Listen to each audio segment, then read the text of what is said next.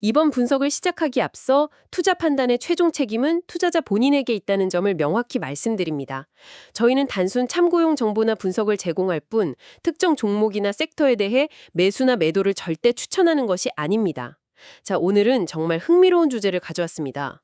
뭐랄까, 자본시장이라는 거대한 체스판을 움직이는 세 명의 그랜드 마스터, 이들의 전략을 한번 심층적으로 파헤쳐 보려고 하는데요. 네, 정말 체스판이라는 비유가 딱 맞는 것 같아요. 그렇죠. 수십 년간 왕좌를 지켜온 킹, 워런 버핏의 버크셔 해러웨이가 있고요. 그렇죠. 절대 강자죠. 그리고 그의 전략을 거의 그대로 복제해서 왕좌를 노리는 도전자, 빌 에크먼의 퍼싱 스퀘어가 있습니다. 네, 아주 영리한 도전자입니다. 마지막으로 이 체스판의 규칙 자체를 바꾸려는 게임 체인저들, 바로 아폴로나 브룩필드 같은 거대 사모펀드, PE들이죠. 판을 아예 흔들어 버리는 플레이어들이죠. 네, 여러분께서 보내주신 자료를 쭉 보니까 이 세 거물이 영구자본이라는 똑같은 무기를 손에 쥐고 있더라고요.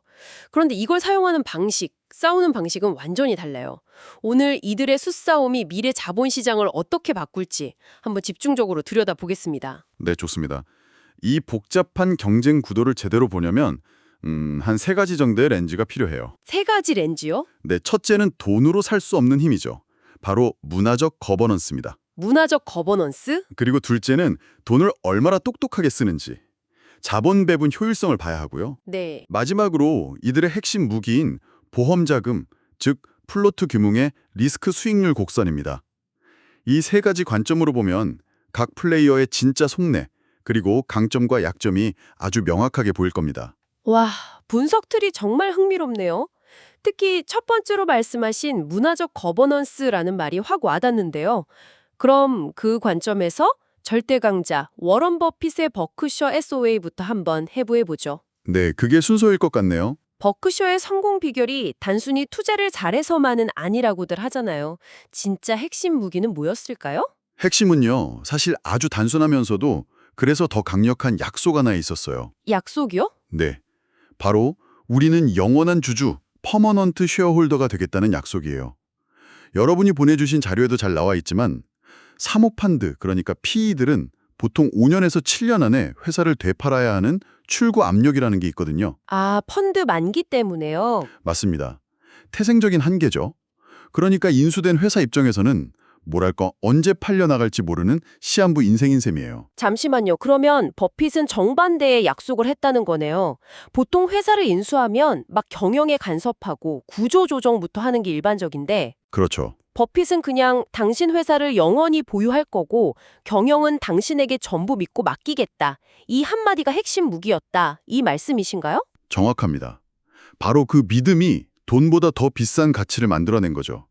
이걸 자료에서는 신뢰 자본, 트러스트 캐피탈이라고 표현하는데 이게 바로 버크셔의 그 누구도 따라할 수 없는 가장 깊은 해자가 된 겁니다. 신뢰 자본이라. 그래서 자기 자식처럼 키운 회사를 매각해야 하는 창업자 입장에서 사모펀드가 몇 푼 더 얹어주는 돈이 중요할까요? 아니면 뇌 회사의 유산과 문화를 지켜주겠다는 버핏의 약속이 더 중요할까요? 아, 이건 정말 창업자 입장에선 평생의 고민이겠네요. 내 자식 같은 회사를 단순히 가장 비싼 값을 부르는 PE에게 넘겨서 막말로 회사가 해체될 위험을 감수할 것인가? 그렇죠. 아니면 조금 덜 받더라도 버핏처럼 내 회사의 철학과 유산을 존중해 줄 사람에게 맡길 것인가? 이건 정말 돈 이상의 철학적인 선택이 되는 거군요. 맞습니다. 그래서 찰리 먼거가 이걸 신뢰의 완벽한 거미줄, seamless web of deserved trust라고 표현한 거고요. 이 거미줄이 너무나 완벽하고 단단해서 버크셔는 종종 경쟁자보다 낮은 가격으로도 초우량 기업을 인수할 수 있었던 거죠. 정말 강력한 힘이네요. 그런데 그렇게 잘 나가던 버크셔가 지금은 규모의 저주라는 아주 역설적인 문제에 부딪혔다고요. 현금만 3,500억 달러, 우리 돈으로 400조 원이 넘게 쌓여 있다는데, 아니 돈이 너무 많은 게 왜 문제죠? 하하, 정말 행복한 고민처럼 들리죠? 네, 보통 사람 입장에서는요. 근데 이게 버핏 스스로도 인정했듯이 이제 기분 좋은 고민의 차원을 넘어섰어요.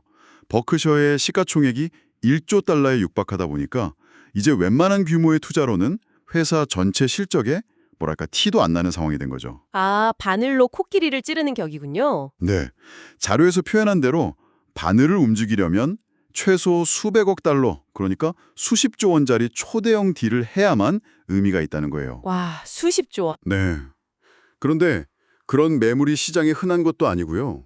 결국 이 막대한 현금은 아무 일도 못하고 그냥 금고에 쌓여서 인플레이션의 가치를 잃어가고 있는 셈입니다. 이게 바로 버크셔의 발목을 잡는 규모의 관성인 거죠.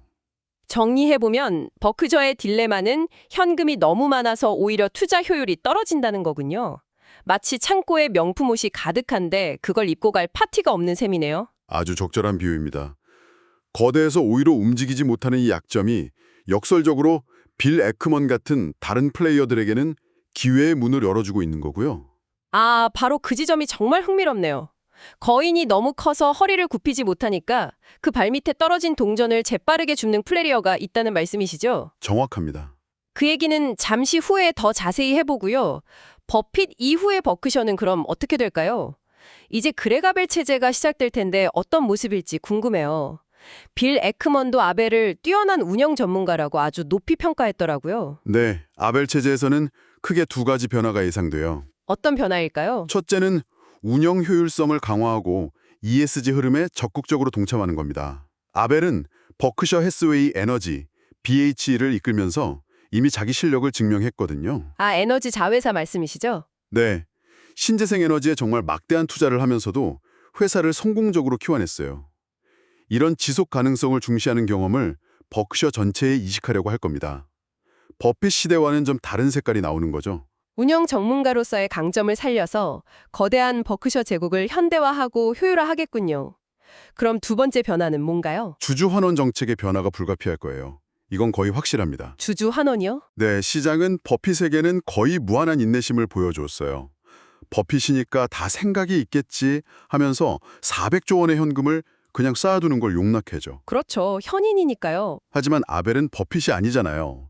아벨이 그 막대한 현금을 계속 금고에 쌓아두는 걸 주주들이 보고만 있지는 않을 거거든요. 그 돈으로 뭘 할 거냐는 압박이 거세질 수밖에 없어요. 아, 그럴 수 있겠네요. 그래서 배당을 시작하거나 자사주 매립을 훨씬 더 공격적으로 늘릴 가능성이 아주 높습니다. 다만 새로운 CEO로서 첫 대형 M&A는 굉장히 신중하게 접근할 거예요. 실패하면 안 되니까요. 그래서 갑자기 1,000억 달러짜리 깜짝 딜 같은 걸 기대하기는 좀 어려워 보입니다. 알겠습니다. 버크셔 해스웨이, 즉 BH의 거대한 유산과 그 앞에 놓인 도전 과제까지 아주 명확하게 정리가 되네요.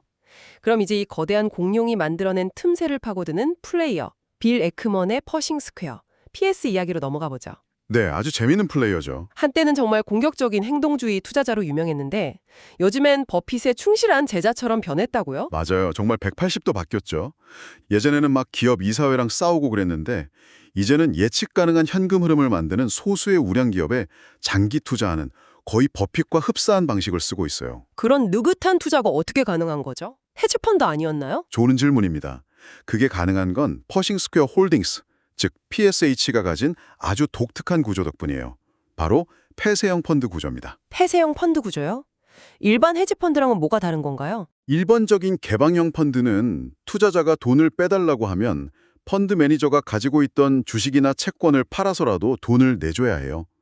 이걸 환매 압력이라고 하는데 이것 때문에 늘 시달리죠. 아, 시장이 안 좋을 때 억지로 좋은 자산을 헐값에 팔아야 할 수도 있겠네요. 바로 그겁니다. 최악이죠. 하지만 폐쇄형 펀드는 주식처럼 거래소에 상장돼서 투자자들끼리 사고 팔아요. 펀드 자체에 돈은 빠져나가지 않는 거죠. 그러니까 펀드 매니저는 환매 걱정 없이 안정적으로 자금을 운용할 수 있습니다. 아하, 그래서 사실상의 연구자본이 되는 거군요. 그렇죠. 덕분에 단기 실적에 연연하지 않고 10년, 20년을 내다보는 진짜 장기 투자가 가능한 겁니다. 버핏처럼요. 그 연구자본을 바탕으로 해서 하워드 휴즈 홀딩스 HHHA라는 부동산 회사를 통해 현대판 버크셔를 만들려야 한다는 계획이 정말 대담하게 들립니다. 구체적으로 어떤 그림을 그리고 있는 건가요? 네, 이게 에크먼의 야심작이죠. 그는 하워드 휴즈 홀딩스 HHH의 지분을 거의 절반 가까이 46.9%까지 사들이고 직접 이사회 의장이 됐어요. 거의 주인이나 다름없네요. 그렇죠. 그의 큰 그림은 HHH의 핵심 사업인 마스터 플랜 커뮤니티라는 대규모 신도시 개발 사업과 버크셔 성공의 핵심인 보험 플로트를 결합하는 거예요. 아, 드디어 보험 플로트 얘기가 나오는군요. 그러니까 보험 사업으로 저비용의 장기 자금, 즉 플로트를 확보하고 그 돈을 HH가 가진 안정적인 장기 부동산 자산에 투자에서 시너지를 내겠다. 이 전략이군요. 바로 그겁니다. 안정적인 부채, 보험 플로트와 안정적인 실물 자산, 부동산, 한 회사 안에서 직접 연결하는 아주 강력한 수직적 통합 모델을 만들려는 거죠. 이건 정말 버크셔의 플레이북을 그대로 베껴서 실행하는 거예요. 와, 정말 역설적이네요. 모두가 더 크게, 더 크게를 외칠 때 버크셔는 너무 커서 문제고 에크먼의 HHH는 오히려 작기 때문에 기회가 생긴다는 거잖아요. 맞습니다. 구체적으로 어떤 점에서 유리한 건가요? 여기서 바로 민첩성이라는 장점이 빛을 발하는 거죠. HHH의 시가총액이 약 30억 달러 수준이거든요. 버크셔의 정말 수백 분의 1에 불과해요. 정말 작긴 작네요. 네, 이게 무슨 의미냐면 예를 들어 10억 달러짜리 좋은 회사를 하나만 인수해도 HHH 전체가 들썩일 정도의 큰 영향을 줄 수 있다는 뜻이에요. 버크셔는 너무 커서 쳐다보지도 못하는 그런 알짜 중소형 기업 시장에서 에크먼은 마음껏 사냥할 수 있는 겁니다. 거인이 놓치는 시장을 공략한다. 멋지네요. 그런데 버크셔 성공의 핵심인 그 보험 플로트를 확보하는 방식에서 에크먼이 최근에 전략을 바꿨다고 들었어요. 네, 아주 중요 전략적 전환, 피벗이 있었죠. 원래는 직접 보험사를 설립하려고 하다가 기존 회사를 인수하는 쪽으로 방향을 틀었다고요? 왜 마음을 바꾼 건가요? 완벽주의자적인 기질 아니었나요? 맞아요. 에크먼은 처음에는 깨끗한 플로트를 원했어요. 깨끗한 플로트요? 네, 그러니까 다른 사람이 만들어 놓은 잠재적 부실이나 부채를 떠안기 싫어서 아주 깨끗한 상태에서 직접 보험사를 만들려고 했던 거죠. 아, 이해가 되네요. 그랬죠. 하지만 최근에 10억 달러에서 30억 달러 규모의 기존 보험사 인수를 추진 중이라고 밝혔어요. 그 핵심 이유는 딱 하나, 바로 시간 때문입니다. 시간이요? 네, 보험사를 사로 만들려면 규제 당국의 승인을 받는 데만 몇 년이 걸릴지 몰라요. 그 사이에 아폴로나 브룩필드 같은 사모펀드들이 시장을 정말 무서운 속도로 장악하고 있는데 혼자서 완벽함을 추구하다가 기회를 다 놓칠 수 있다고 판단한 거죠. 아, 완벽함보다는 속도를 택했군요. 그렇죠. 시장 상황을 고려한 아주 현실적인 결정이라고 봅니다. 알겠습니다. 자, 그럼 이제 체스판의 세 번째 플레이어, 이 판을 흔드는 게임 체인저들, 바로 사모펀드, PE 이야기로 넘어가 보죠. 아폴로나 브룩필드 같은 PE들이 보험 시장을 침공하고 있다고 표현할 정도던데 이들은 버크셔나 퍼싱 스퀘어와는 어떻게 다른 게임을 하고 있나요? 이건 뭐 아예 다른 차원의 게임을 하고 있다고 봐야 해요. 어떻게 다른데요? PE들도 똑같이 보험사를 인수해서 연금 상품을 팔아 막대한 플로트를 확보해요. 시작은 비슷하죠. 그런데 그 다음 단계가 결정적으로 다릅니다. 그 다음이요? 네, 버크셔처럼 그 돈을 안전한 국채에 고이 넣어두는 게 아니라 자신들이 가장 잘하는 영역, 즉 사모대출, 프라이빗 크레딧이나 부동산, 자산담보정관 같은 고수익, 고위험 대체 자산으로 아주 공격적으로 재배치를 하죠. 와, 목표가 아주 명확해 보이네요. 플로트를 최대한 쥐어짜서 수익을 극대화하겠다는 거군요. 정확합니다. 고객에게 약속한 연금 이자율은 뭐 4에서 5%인데 자신들은 그 돈으로 10에서 14%의 수익을 내서 그 차익, 즉 스프레드를 먹겠다는 전략이죠. 와, 그 스프레드가 엄청하네요. 그렇죠. 이들의 이런 공격적인 가격 경쟁 때문에 버크셔의 보험사업 총책임자인 아짓자인조차 생명보험 시장에서는 PE들과 경쟁하기가 너무 어렵다고 공개적으로 혀를 내두를 정도예요. 시장의 판도 자체를 바꾸고 있는 겁니다. 듣고 보니 좀 섬뜩하기도 하네요. 우리가 노후를 위해 맡긴 연금이 그런 위험한 자산에 투자되고 있을 수도 있다는 거잖아요. 네, 바로 그게 이 모델의 가장 큰 우려 지점입니다. PE의 이런 공격적인 전략이 금융 시스템 전체에 위험을 가져올 수 있다는 경고도 나온다면서요? 네, 맞습니다. 그게 바로 가장 큰 걱정거리죠. 이걸 전문 용어로는 자산 부채 미스매치, ALM, Asset Liability Mismatch 위험이 커진다고 해요. 자산 부채 미스매치요? 말이 좀 어려운데 좀 더 쉽게 설명해 주실 수 있을까요? 아, 물론이죠. 아주 쉽게 비유를 들어볼게요. 당장 다음 달에 내야 할 월세, 이건 부채죠. 네. 이 월세를 벌기 위해서 10년 뒤에나 팔 수 있는 강원도 땅, 이건 자산이죠. 이 땅에 몰빵 투자하는 것과 같아요. 아, 비유가 확 와닿네요. 평소에는 괜찮아 보이죠. 하지만 갑자기 내가 아프거나 직장을 잃어서 돈이 급하게 필요해지면 어떻게 될까요? 땅은 당장 팔리지도 않고 월세는 못 내는 최악의 상황이 오는 거죠. 유동성 위기네요. 바로 그겁니다. PE의 연금 운용이 바로 이런 구조적 위험을 안고 있다는 거예요. 연금 부채는 아주 장기적이지만 그 자금을 유동성이 거의 없는 사모대출 같은 자산에 너무 많이 투자하니까요. 만약 2008년 같은 큰 금융위기가 다시 와서 그런 비유동성 자산 가치가 폭락하면 연금 지급에 필요한 현금이 부족해지는 심각한 사태가 터질 수 있다는 경고가 계속 나오고 있습니다. 정말 중요한 지적이네요. 높은 수익률 뒤에 숨겨진 그림자군요. 자, 그럼 오늘 살펴본 3명의 그랜드 마스터, 버크셔, 퍼싱 스퀘어, 그리고 사모펀드, 이들을 종합적으로 비교 분석해 볼 시간입니다. 과연 누가 이 게임의 최종 승자가 될까요? 아까 말씀드린 3가지 렌즈로 다시 한번 정리해 볼 수 있겠네요.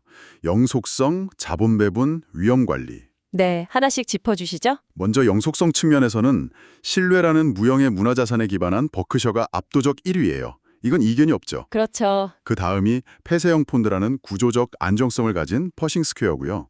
본질적으로 5에서 7년 내 매각을 전제로 하는 PE는 영속성 점수가 가장 낮다고 볼 수 있습니다. 알겠습니다.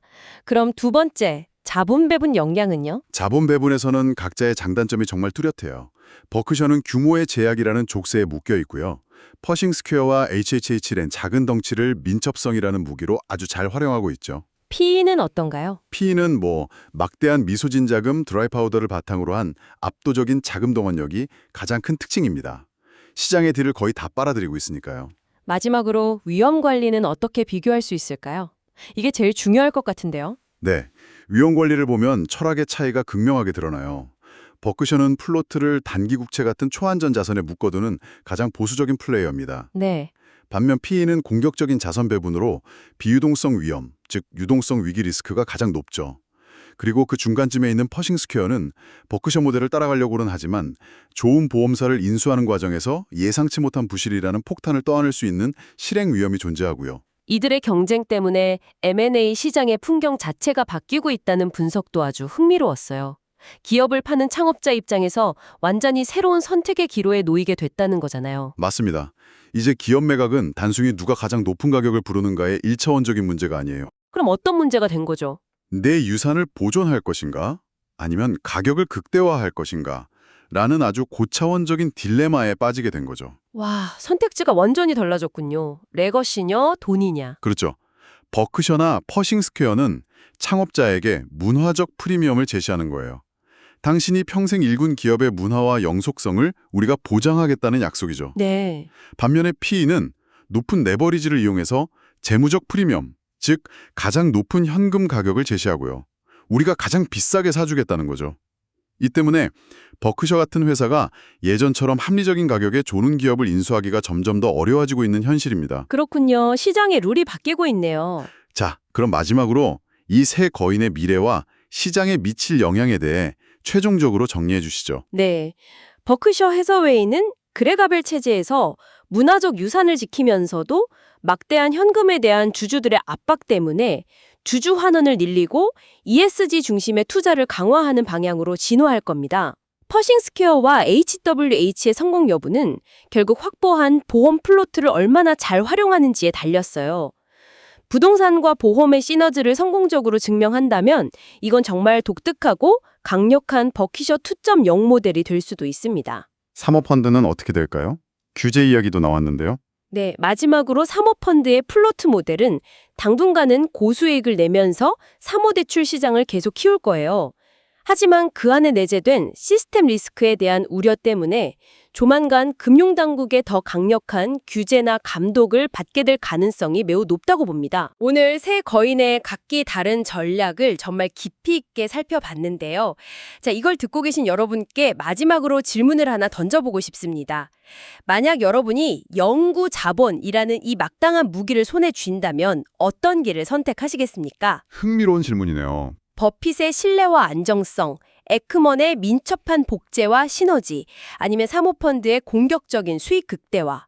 이 세 가지 길 중에서 무엇이 21세기 자본시장에서 궁극적인 승자가 될까요? 그리고 더 나아가 이들의 경쟁이 만들어낼 금융환경의 변화에 우리는 어떻게 대비해야 할지 각자 한번 고민해볼 지점인 것 같습니다. 다시 한번 말씀드리지만 투자 판단의 최종 책임은 투자자 본인에게 있다는 점을 명확히 말씀드립니다. 저희는 단순 참고용 정보나 분석을 제공할 뿐 특정 종목이나 섹터에 대해 매수나 매도를 절대 추천하는 것이 아닙니다. 항상 여러분의 성공 투자를 기원합니다. 내용이 좋으셨다면 구독, 좋아요 부탁합니다.